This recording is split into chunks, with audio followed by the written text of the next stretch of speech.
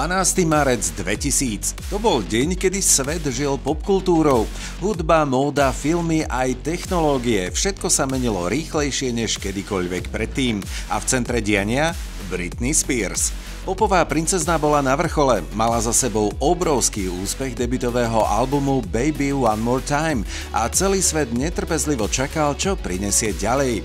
Už v marci 2000 pripravovala svoj nový album Oops, I Did It Again, ktorý mal čoskoro prepisovať hitparády. Britney však nebola len hudobnou ikonou, ale aj módnou revolucionárkou. Jej nízke bedrové džínsy, lesklé outfity a crop topy sa stali symbolom éry 2000. Všade, kde sme sa pozreli, boli odhalené ploché brúšká.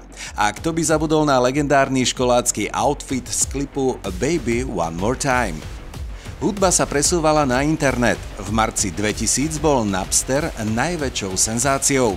Milióny ľudí si vďaka nemu stiahovali hudbu zadarmo, čo však rozhúrilo vydavateľstvá aj hudobníkov.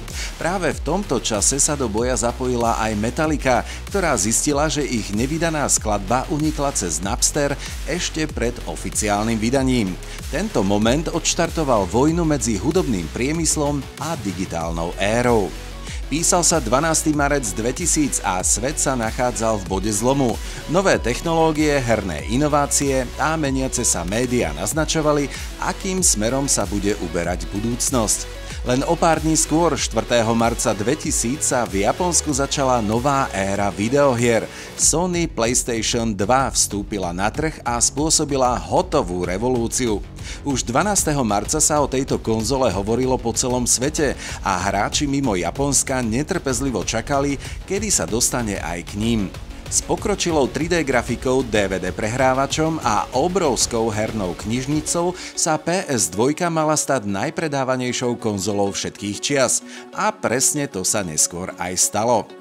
Kým 12. marca 2000 televíziám ešte stále kráľovali klasické seriály ako Friends či Buffy, premožiteľka upírov, v zákulisí sa už menili pravidlá hry. Big Brother, reality show, kde boli súťažiaci nepretržite sledovaní kamerami, sa práve rozbiehal v Európe a pripravoval sa na expanziu do USA. Tento nový formát televíznej zábavy čoskoro úplne zmenil spôsob, akým ľudia vnímali televíziu a 12. marca sme už boli na prahu tejto veľkej zmeny. Aj keď bol v tomto období Bill Clinton stále prezidentom USA, jeho funkčné obdobie sa pomaly chýlilo ku koncu. V tento deň už bolo jasné, že sa začína predvolebná horúčka, v ktorej sa proti sebe postavili Al Gore a George W. Bush. Voľby, ktoré prišli o pár mesiacov neskôr, sa stali jednými z najkontroverznejších v histórii. Na druhej strane sveta sa už ale črtala ďalšia dôležitá zmena. Vladimír Putin sa pripravoval na prevzatie moci v Rusku, čo zásadne ovplyvnilo geopolitiku nasledujúcich 10 ročí. Dátum 12. marec 2000 bol len jedným z mnohých v rýchlo sa meniacom svete, ale dokonale zachytáva začiatok nového digitálneho veku. Technológie, televízia aj politika prechádzali zmenami, ktoré formovali budúcnosť a my sme vtedy ešte len začínali chápať, aké obrovské dôsledky budú mať.